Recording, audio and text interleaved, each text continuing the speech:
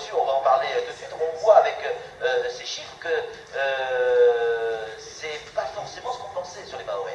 Pas forcément, oui. Et pas du tout même.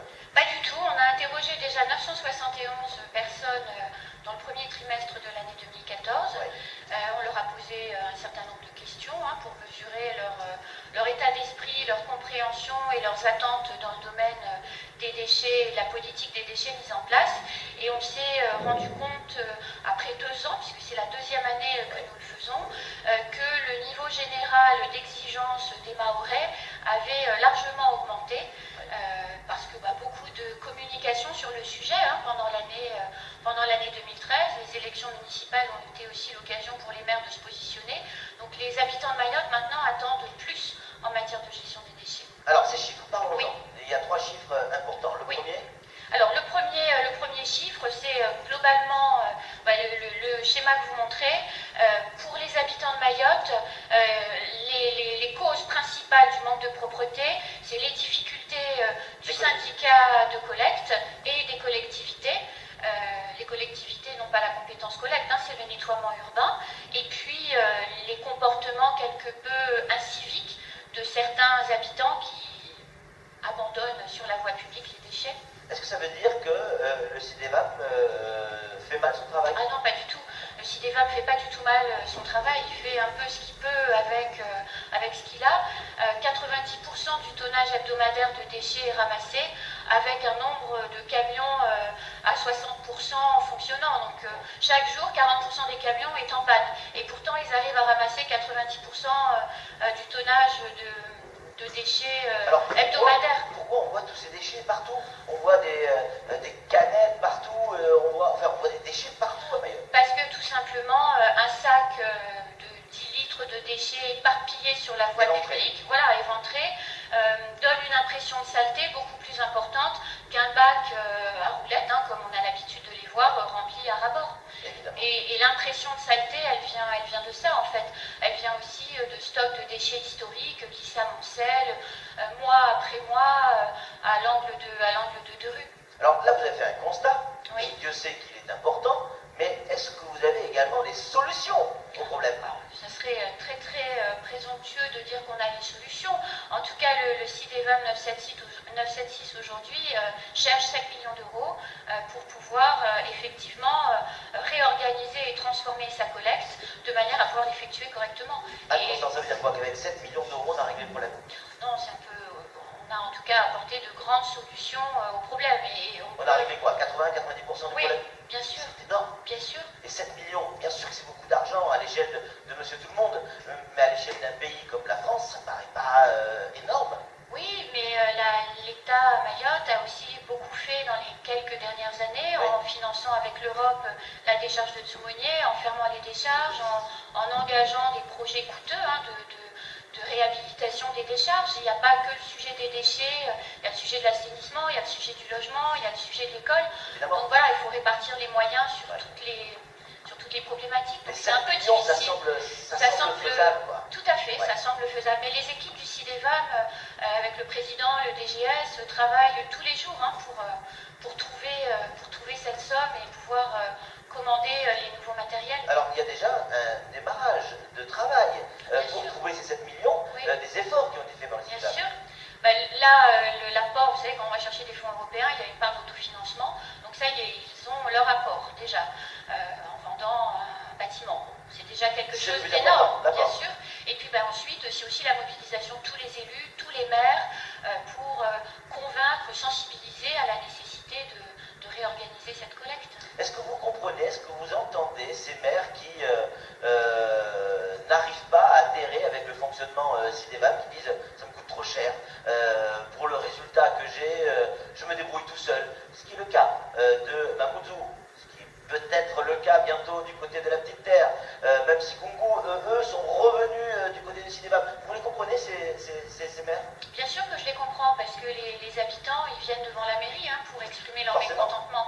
Ils ne vont pas frapper à la porte du CIDEVAP, donc forcément, je les comprends. Évidemment, maintenant, collecter des déchets, c'est un véritable métier. Également, ça coûte beaucoup d'argent. On parlait de 7 millions tout à l'heure. Si chaque commune se débrouillait par elle-même, ça coûterait beaucoup plus cher aux contribuables. Donc Donc c'est pas un sujet simple, on est sur des enjeux majeurs pour le territoire, et je comprends que les élus puissent s'interroger, oui. Flo moi, j'essaie de comprendre, mais il faut m'expliquer un petit peu longtemps. Moi, avec ces 7 millions, on organise la collecte, mais On achète surtout du matériel. On achète du matériel. Adapté. C'est ça, mais le matériel, il est adapté à la collecte organisée, mais il suffit d'aller à la plage ou au bord des rivières pour voir que c'est de véritables décharges ambulantes. Et bien sûr. là, on a beau avoir tous les camions du monde, ça organise pas grand-chose. Oui, mais les rivières et la plage sont aussi en partie polluées par les déchets qui ruissellent avec la saison des pluies du haut des villages vers le bas. Hein. Donc je ne dis pas qu'il n'y a pas de comportement incivique à la plage. En tout cas, Éco-Emballage est en train d'installer des colonnes à côté des plages les plus fréquentées de l'île pour pouvoir effectivement collecter les canettes, puisqu'à la plage on boit facilement un verre de soda ou autre. Et donc les processus s'adaptent aussi au mode de vie des usagers. Alors on parle de collecte, on pense aussi impôt. Est-ce que ce système qui se met en place, et c'est une bonne chose, va coûter plus d'argent aux contribuables? Non, il faut s'arranger pour que ça coûte moins aux contribuables. Il y a le coût que l'on paye pour payer le service de collecte ou le service de traitement, mais quand c'est mal collecté ou quand c'est mal traité, surtout ça pollue. Ça coûte cher aussi la pollution ou la dépollution pour le contribuable. Les problèmes de santé aussi coûtent cher quand c'est mal collecté et qu'il y a des épidémies. Je pense aussi, là la saison des pluies arrive, vous parliez tout à l'heure dans votre journal de la prolifération de germes pendant la saison des pluies. Quand les déchets sont ramassés, il y a moins de poches susceptibles d'accueillir des moustiques. Anne-Constance, le traitement de nos déchets, ça aussi c'est important. La collecte, évidemment que c'est important, mais là on va régler le problème, je vais dire, visuel. Oui. Mais le traitement de déchets, on vit sur une île, il faut les traiter, il faut à un moment donné en faire quelque chose de ces déchets. Ça va être quoi la solution? Alors, ce qui se met en place à Mayotte, c'est pareil que sur tout le territoire français, c'est-à-dire de gros efforts pour réduire la production individuelle de déchets et la mise en place des éco-organismes, qui sont des structures agréées par l'État pour récupérer certains flux de déchets et les valoriser. Qu'est-ce que ça veut dire les valoriser? En un mot, c'est leur donner une seconde vie. Je prends ça. Le recyclage. Exactement. Je pense par exemple à Éco-Emballage qui est présent et qui collecte les ordures ménagères, donc vos déchets, les miens, ceux de tous les auditeurs. Il les récupère, il les sépare par flux et il leur donne une seconde vie. Et ça se fait où cette transformation? Pas forcément à Mayotte. Pas forcément à Mayotte, c'est très variable selon les flux. Il n'y a pas de règle en soi. C'est aussi l'initiative, c'est aussi quelque chose de très important ça dans la gestion du déchet. C'est vecteur d'emploi. Et donc tout habitant de Mayotte qui aurait une super idée pour valoriser les canettes, pour valoriser les plastiques, pour valoriser les cartons, peut frapper à la porte d'Éco-Emballage, soumettre son projet et voir des flux collectés par Éco-Emballage arriver chez eux. Donc, on va demander à Camille de nous remettre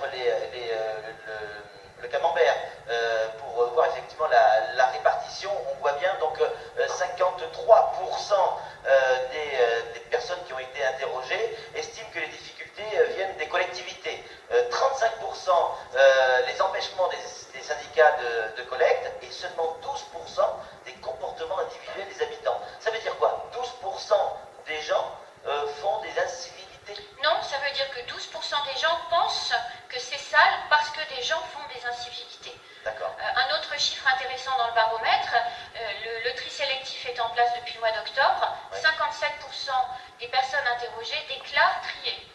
Quel crédit on peut accorder à cette enquête? Qui finance cette enquête? Parce que c'est souvent comme ça que ça se passe. Un sondage ou une enquête, on regarde qui paye et on peut comprendre la tendance. Qui paye? Alors, qui paye? Alors déjà, c'est un projet à l'initiative d'Incidence et chaque année, on cherche des partenaires pour nous accompagner. Depuis 2 ans, on travaille avec Éco-Emballage sur ce baromètre. Cette année, il est sous le parrainage du CIDEVAM, qui ne paye pas.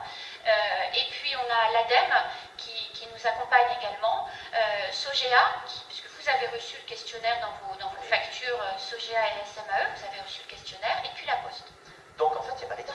Il n'y a pas d'État. Il n'y a pas de collectivité. Non, on ne prend pas l'argent du contribuable pour faire ce travail. C'est vraiment un travail et donc, fait par des gens passionnés. Vous êtes orienté ni par l'État, ni par les collectivités pour faire ce travail-là. Non, si on se connaissait plus, vous vous rendrez vite compte que c'est difficile de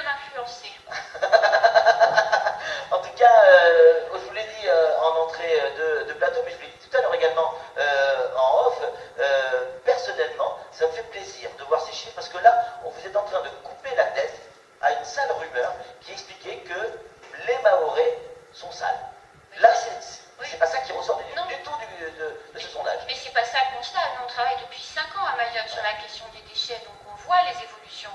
Et les habitants de Mayotte ne sont pas plus sales que les habitants de la Lozère ou du Limousin. Hein. En clair, donnez-nous les moyens de traiter nos déchets. De et collecter. De collecter et de traiter aussi. Traiter, l'équation est faite. On a le centre de traitement de Tsoulier. Alors on doit de collecter oui. correctement nos déchets à Mayotte et on aura une île propre. Allez, pour générer ou régler le problème à 80, 90%, même si c'est 70%, il faut 7 millions. 7 millions d'euros, ça paraît pas énorme, ça doit pouvoir se trouver. Le CIDEVAM fait déjà des efforts. On va évidemment suivre ça. Il y a d'autres enquêtes qui sont prévues dans ce style. Le baromètre 2015, on continue. On y arrive là. Voilà, c'est très important ce travail de mesurer année après les mises en place des différents outils. C'est très important de mesurer l'évolution des perceptions. Il y a juste un dernier chiffre que j'aimerais donner si vous m'y autorisez. Bien sûr, je suis pas influençable. Aujourd'hui, sur le baromètre, 65% des gens disent avoir entendu parler de la thématique des déchets, mais seulement 35% s'estiment bien informés.